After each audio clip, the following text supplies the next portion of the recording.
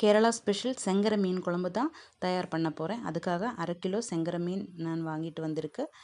இது வந்து ஒரு கத்திரிக்கோலும் கத்தியையும் வச்சு க்ளீன் பண்ணிட்டு இருக்கு. இப்படி தான் நான் வந்து க்ளீன் பண்ணோம். ஈஸியாக இருக்கும் இந்த மீனை க்ளீன் பண்ணுறதுக்கு. இப்படி அதிൻ്റെ முள் அந்த செதும்பில் எல்லாமே அப்படியே களையும்.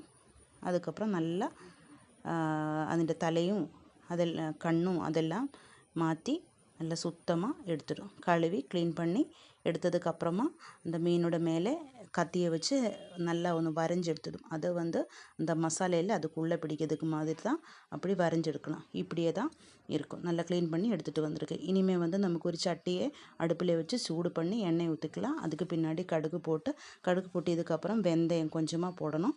அந்த வெந்தயம் பொட்டியதுக்கப்புறம் இப்படியே சின்ன வெங்காயம் க்ரஷ் பண்ணியதை இஞ்சி போட்டு பேஸ்ட்டு கருவேப்பிலையை போட்டு நல்லா வணக்கி எடுத்துக்கோங்க. தேவையான உப்பும் போட்டுக்கோங்க. இப்படியே நல்லா வணக்கி எடுத்துக்கணும். நல்லா வணங்கியதுக்கப்புறம் ஒரு தக்காளி நல்லா அரைச்சி எடுக்கணும். இந்த அரைச்ச தக்காளியை நல்லா வணக்கியதுக்கப்புறம் 3 டேபிள் ஸ்பூன் வரமிளகாத்தூள், 1 டேபிள் ஸ்பூன் கொத்தமல்லி தூள், 1/2 டேபிள் ஸ்பூன் மஞ்சள் தூள் இவையை சேர்த்து நல்லா வணக்கி எடுக்கணும். பச்சை வாசம் போகிற வரைக்கும் நல்லா வணக்கணும். இந்த மாதிரி வணக்கியதுக்கப்புறம் தேவையான தண்ணியை ஊற்றி உங்களுக்கு தேவையான கிரேவி ரெடி பண்ணி எடுத்துக்கோங்க. அதுக்கப்புறமா நான் குடம்புளி தான் ஊற்றுது. உங்களுக்கு எந்த புளி தேவையோ அந்த புளியை போடுங்க. அதுக்கப்புறமா நல்லா கொதித்ததுக்கப்புறம் நம்ம மீன் அதுக்குள்ளே போடலாம்.